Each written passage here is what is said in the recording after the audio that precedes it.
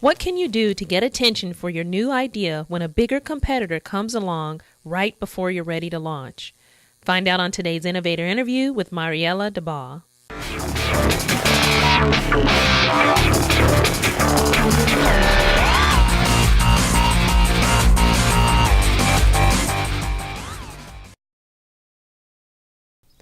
Welcome to Lipstick Unplugged. I'm your host, Dee Copeland-Patience, and this is the no-gloss business branding show for women entrepreneurs. So today's guest is Mariela Dabbah, and I met her in the local Austin radio station. I did an interview with her about her Spanish language book that's been translated to English now. It was a bestseller in Spanish. It's called Find Your Inner Red Shoes. It's going to launch on May 22nd. And we were talking about the book and some of the values about women in their careers, in the workplace, finding their passion and being able to be themselves. But what I thought would be interesting that you'd like to know about was the conversation that we had about the fact that Sheryl Sandberg's book, very popular, Lean In, came out just as she was getting ready to launch her book. And we thought about that discussion of what happens when you spent so much time and effort launching your new idea, your business, your product or service, and then someone else with more money and more influence comes along. You know, Sheryl has Oprah, for instance, is backing her. What do you do as an entrepreneur in that situation to stand out, to reach out to your network, to get that press attention, and specifically some steps that you can take to make sure that what you've just put together doesn't die and doesn't just fizzle out. So I think you're going to love this conversation. We talk specifically about networking and meeting other folks and ideas and going to your network and those influential relationships. I think you're going to enjoy this discussion. She's really passionate about what she's doing. So I'll see you on the other side. All right, so I'm excited today. I'm here with Mariela Dabbah, and she is a 7-time author. She has a bestseller book that's a Latino book that's called Find Your Inner Red Shoes, Step Into Your Own Style of Success. And I wanted to bring Mariela to the show because I interviewed her on the local radio show. As you know, I'm doing I have an FM radio show here in Austin, Texas. And I wanted to bring her on this No Gloss show because she has a book that I thought is awesome. I want you to hear about, and there's some really good dialogue that we've been having that I just wanted the world to know about. So Mariela, welcome to the show. Thank you. It's awesome being with you now here with your face in front of me. Your beautiful face. I told you, and I love your hair. People got to check out the video if they're listening on audio. So normally I kind of start with, hey, what are you doing now? And then take us back a little bit. But we just started having a good dialogue about your op-ed piece. So let's dive right in. I want you to tell us about that op-ed piece because you're just so passionate about it, and tell us what's happening around your book, around the Lean In book, and the dialogue that we wanted to have today. So this book, which is called Find Your Inner Red Shoes, Step Into Your Own Style of Success, it's an English edition of the book that came out in Spanish last year called Poder de Mujer. And it was timed to come out at the beginning of April. And then my publisher realized that it was going to come really very close to the release of Lean In, which is Sheryl Sandberg's book. And she's this chief operating officer of Facebook, someone with enormous clout and enormous power.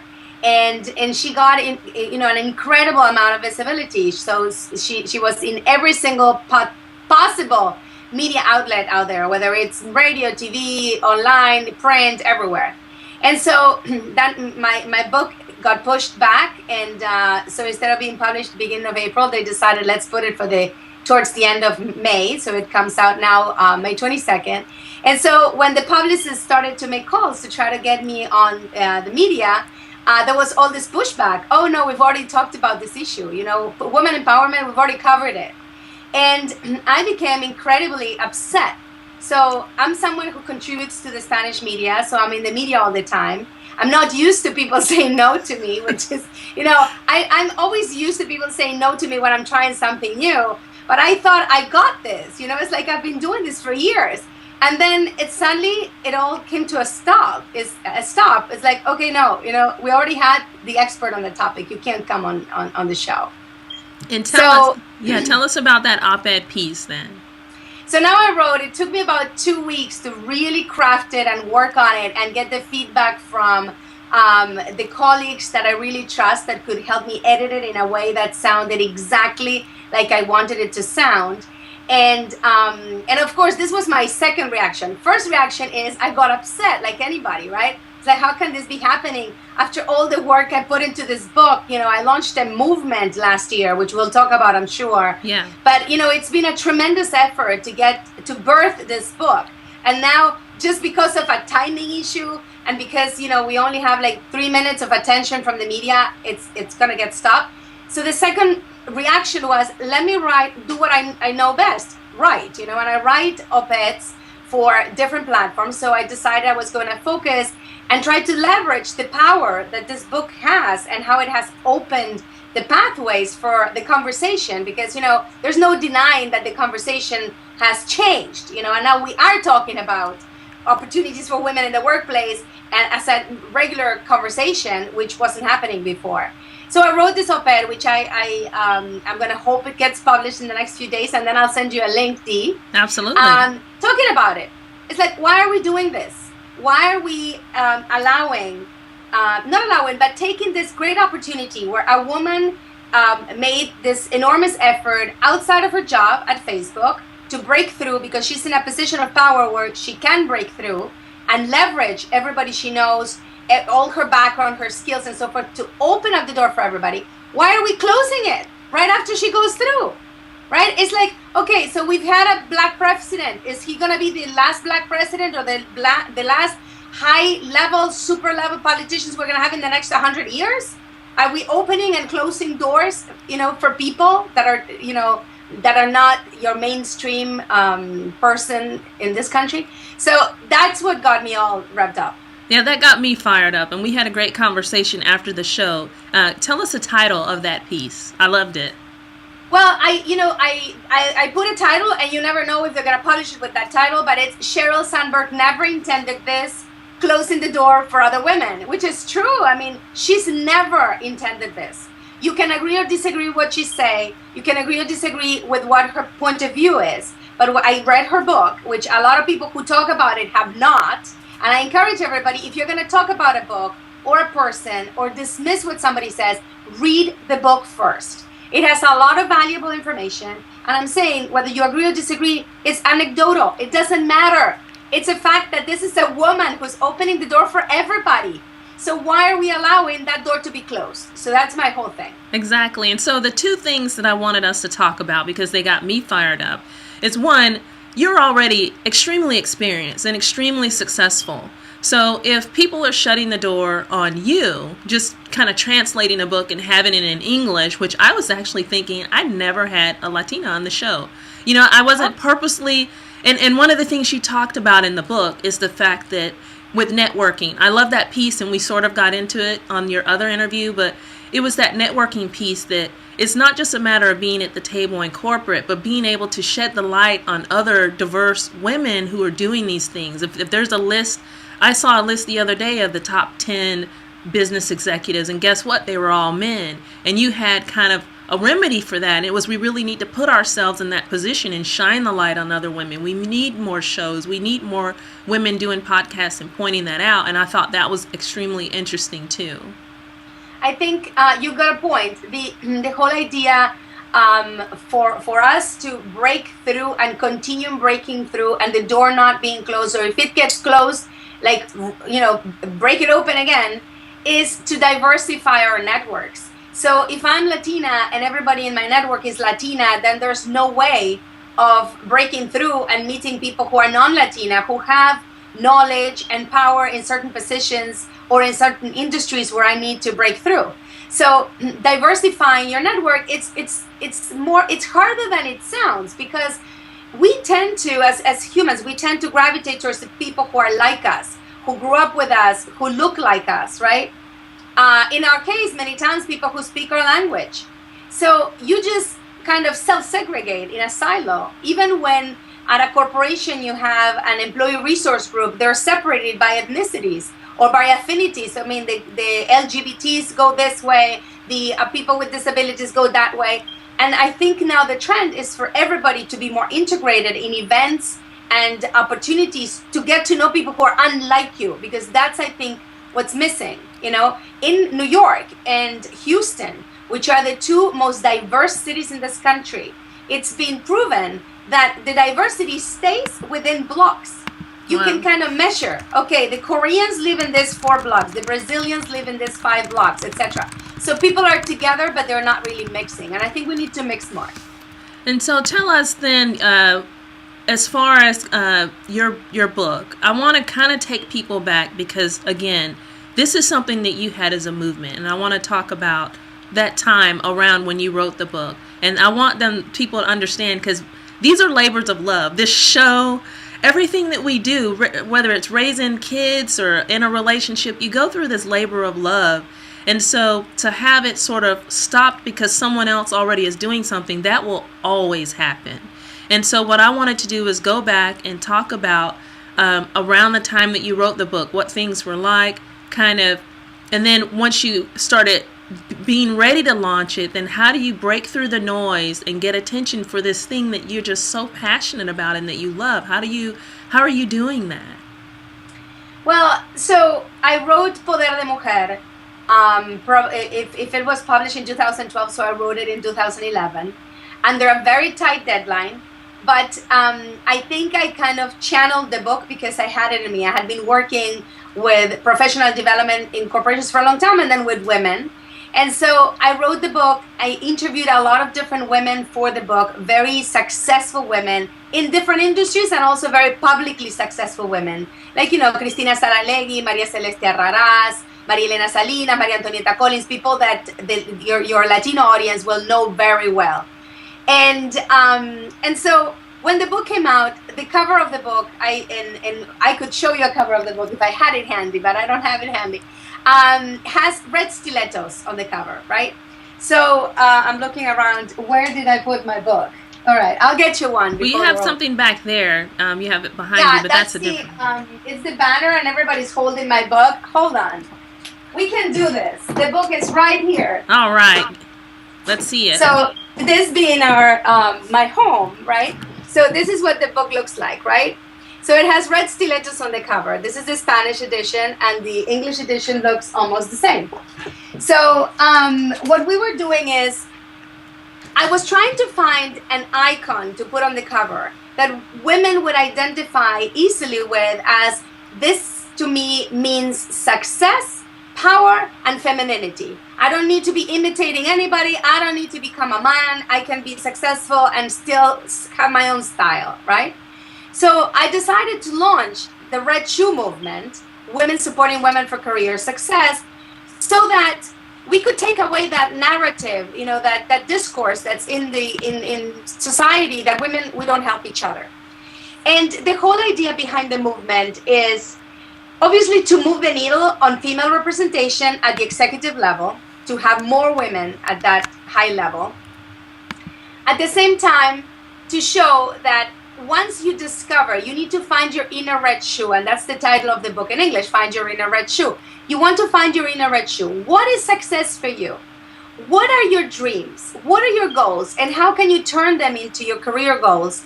And therefore finding the people and the tools that you need to fulfill those goals, your own goals, with your own style. That will give you power, your own power, without having to imitate or fulfill what somebody else dreamed for you.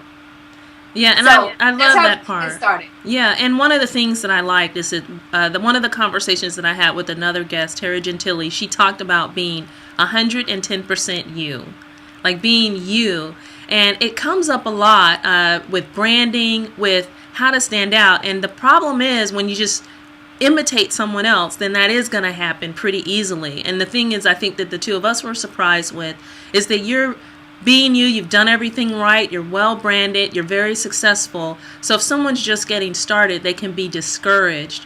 If, a Sheryl Sandberg with Oprah on the cover of her website is saying, well, I support this person, that does not mean that you still don't have a voice. You do have a voice, you do have an audience. So tell me then, how does that person, when she sees, oh my gosh, Sheryl, the publisher comes back and they say, Sheryl Sandberg just has something, this quote, talking about what you're talking about.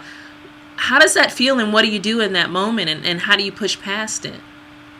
It was a very hard one battle at every level. My publisher at some point said, let's push back the publication for towards the end of the year. And I said no, because I've invested an enormous amount of energy, of time, of love, on money, on launching the Red Shoe movement to support this book in Spanish and to expand the message of this book and to get women all over the world to be able to fulfill their own dreams. So am I not going to fulfill my own? You got to publish the book, because the book is the backbone of this movement. And if women don't have something to go back to and read and nurture themselves, it's just going to fizzle.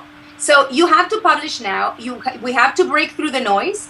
And I think that having a platform like the Red Shoe movement, which is completely out there and has crossed borders and ethnicities and languages. We have like over 25 different languages on Facebook, right, in our community.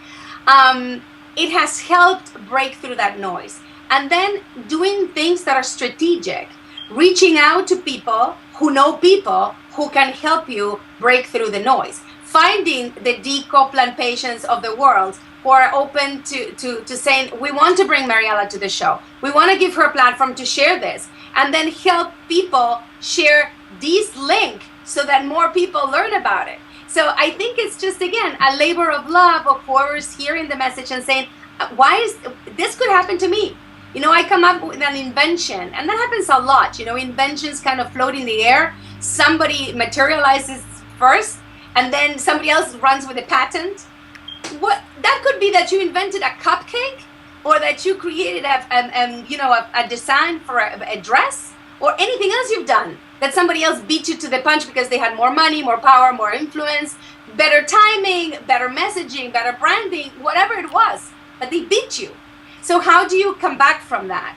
Well, you have to kind of pull yourself together, look at your resources and your surrounding, and come up with a plan B. And that's another reason why I always advocate having your own platform, having whether it's a blog or a show, and reaching out to other people, because it sounds like what you did is, okay, who do I know? Who's in my network? Who can help me?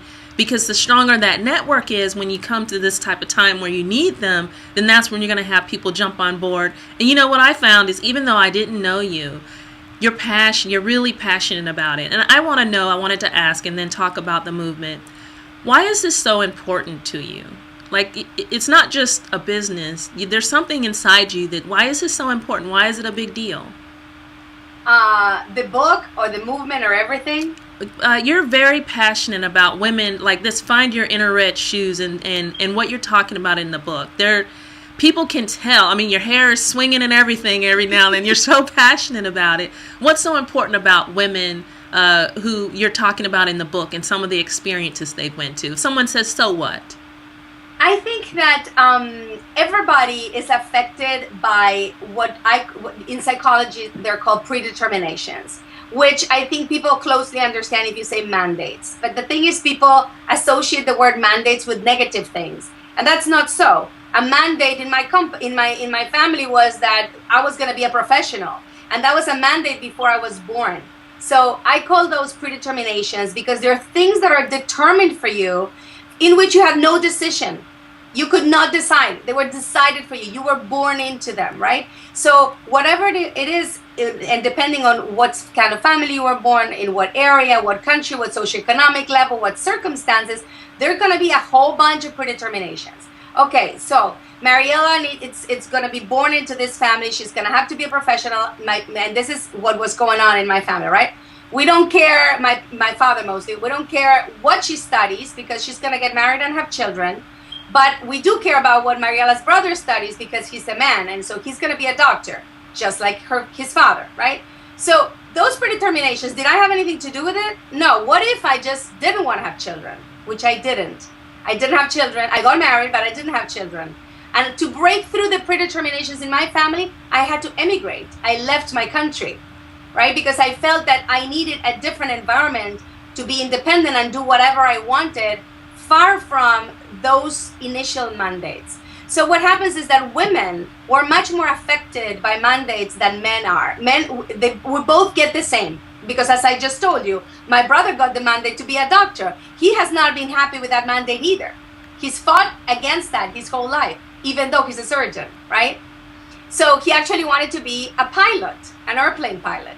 So what I'm saying is it affects both of us equally. However, women take it much more seriously and carry it along much further because society puts us also in that situation to continue fulfilling those mandates. Being the nice girl, not raising your voice, not negotiating, having a paternal figure who's the person who always figures and helps you out and resolves things for you. So then you get into the workplace, what happens? You have trouble negotiating a salary increase. Why? Well, your boss suddenly, it's like a paternalistic figure to you, or you feel that's not your place to negotiate, or women are better seen than heard, etc. So that's why I'm so passionate in helping women kind of unearth all that and discover, okay, underneath everything, underneath all those layers of what others wanted you to be like or for you to do, what do you want? Where are you in all of this?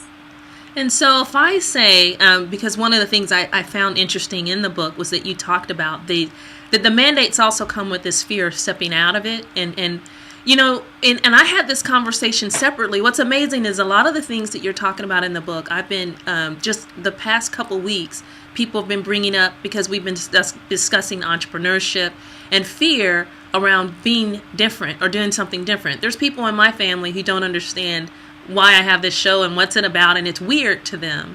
So how do you take that first step? What's the first step then? How do you get comfortable with, you know, maybe I don't want to be a stay-at-home mom, or maybe I don't want to go off to work, or maybe I want to start a show or something different. How do you do that if you don't have that support, and how do you get the support? Well, you know, Dee, you're talking about one of the key elements of how you start, which is that initial fear. The fear of failure is the fear of failing your parents and your whoever raised you, and what expectations and predeterminations and mandates they had for you. So being different from what was expected from you is the first fear we always have, and that's actually the first failure. Failure means to break away.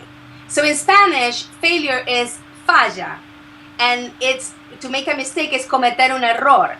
And all of that means that you're breaking away from whatever came before. You cannot come up with what do you want for yourself unless you break away from what somebody else wants for you. So fear of failure is that initial fear. And what we need to understand is that fear is the beginning of the process. Failure is the beginning of the process. Because only when you fail, when you break away, when you open up that space, is that you can create a path for yourself. And that path is the success.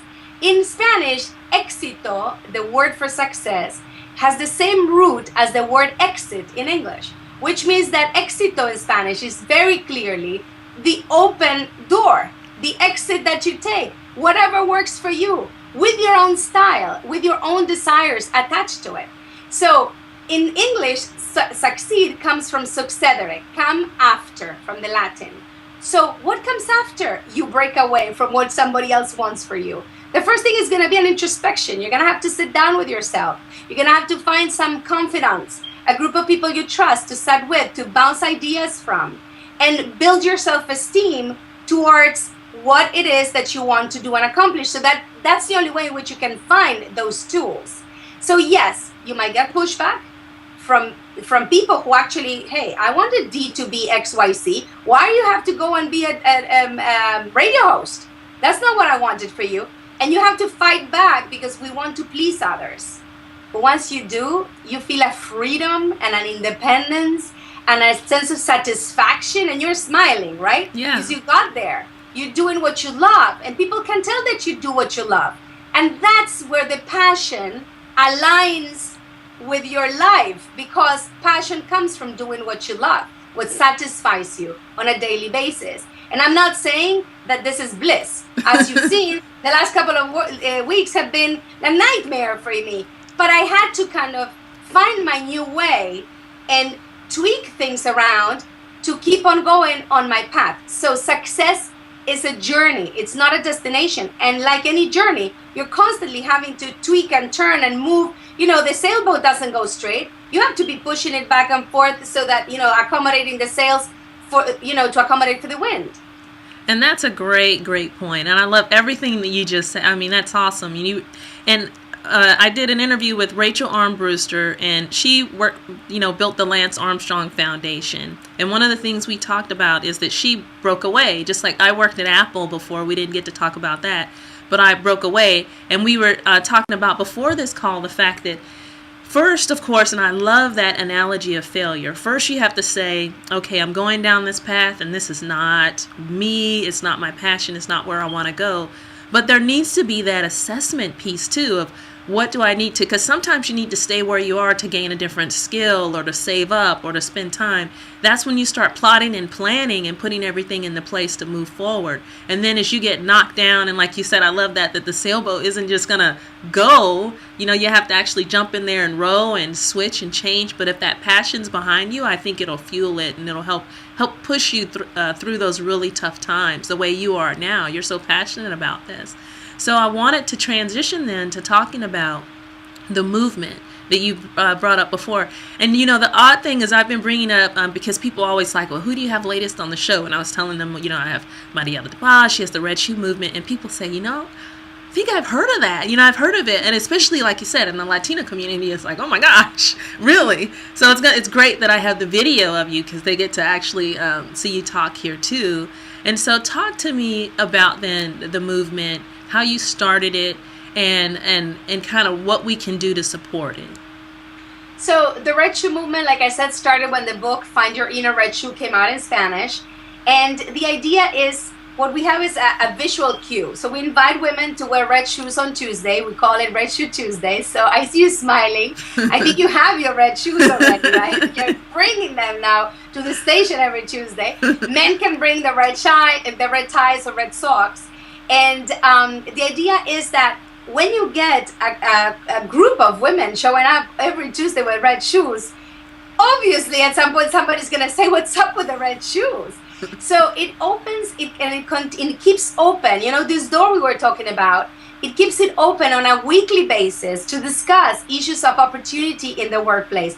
What is it that we can do in this office, in this company, in this small business to make it easier for women to grow wherever they want to go in the organization? Are we giving them enough visibility in the positions we're offering them? Or are women just being offered support positions, behind the scenes, etc.? So the movement, you can support it by obviously liking it on Facebook. It's Red Shoe Movement, and on Twitter and on Instagram, Red Shoe Movement. We have a website where we feature women who are supporting women. So we will be featuring you soon, Dee. And the idea is every Tuesday you wear these red shoes to work to keep up the conversation.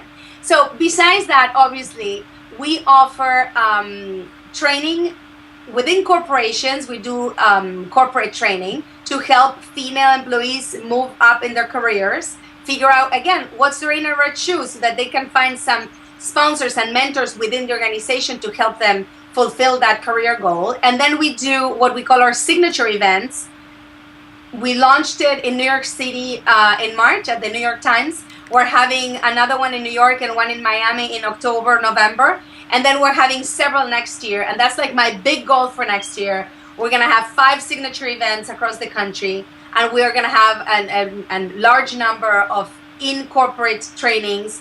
And then we also created our ambassador school, because the people, the women running these events are young ambassadors, young professionals who want to learn about, putting together an event and running it, negotiation, presentation skills, facilitation skills, all the skills that come with putting together an event for 300 people. And what I want to make sure the audience knows is that I picked up is that, a lot of times when we have our own business, we think, oh, well, this is for people who want to work for someone else. It's for someone who wants to have a career somewhere else. And what we don't get is that as an entrepreneur, you're a leader. You can be a leader in the community, and you can help other people, get better in their careers, or these skills that we learn, and that's a way of giving back. And you get to meet people too. So as an entrepreneur, we shouldn't close our ears and say, oh, well, this is for, women who want to be in the workplace. No, it's for women. And it's for really growing those professional skills. And you can always help someone else and meet other awesome people who are helping someone else the way I met you. Absolutely. And you just nailed it, because a lot of women are entrepreneurs. And some of them because of choice and because that's their passion. Others because they just fell onto that activity because they either lost their jobs and couldn't get back onto the workforce. So they decided, finally, I'm going to do whatever I want. Others because they were looking for more flexible time. But the truth is that in these big events that we put together and the events you can organize yourselves, we also partner with other conferences to bring the red shoes to the conference, is you get, like you were saying, you get to network with people who could be your clients, right? And who could be your colleagues, who become that network of support that you need if you're an entrepreneur, because you can't function on a vacuum. So you need to have like a network of support. So I think that's very important. This is not just for people in corporations. This is for young women who are still at the university. Several of our ambassadors during the New York event were high school students. And you know, one of the beautiful things, I was talking to Teresa Correa, who's the head of our ambassador program yesterday. And she was saying, Mariela, I want you to realize, do you know that most of our senior ambassadors, because we have like our core group of senior ambassadors who plan the entire event, and then you have a lot of volunteers who are event ambassadors. Do you know that most of our senior ambassadors have now decided what their passions are based on the exposure and the experience of being ambassadors for the Red Shoe movement? I was like, you know what? I hadn't counted how many of them, but in the last few weeks I've been hearing one saying, I've decided I'm not going to law school. You know, this is a paralegal ambassador of ours, Anna Jusupova. I'm going to be an event planner. That's where my passion is. Wow. You know, somebody else said, you know, I've decided I'm going to open my own fashion blog because that's where my passion is. So it's just giving yourself, like you were saying, giving yourself to others gives you back a lot about yourself. That's awesome. And so tell us, I want to know what's next for you. Okay, so we have the book that's coming out, and it's Find Your Inner Red Shoes, Step Into Your Own Style of Success. We have that coming out on May 22nd. And what's next for you, or where else can we find you and support you? You can find me on Facebook, redshoemovement.com. You can find me under my name, Mariela Dabbah, and it's a weird spelling. Let me show you on the book. This is the Spanish book, but this is how it spells. And you can always connect with me on Facebook too, my personal Facebook, and stay in touch. My biggest thing is going to be to really turn this Red Shoe movement into a well-rounded global company where we do events throughout the US and the world. And we're already doing events in Latin America. You know, we presented in Chile, Argentina, and going down to Bolivia next month.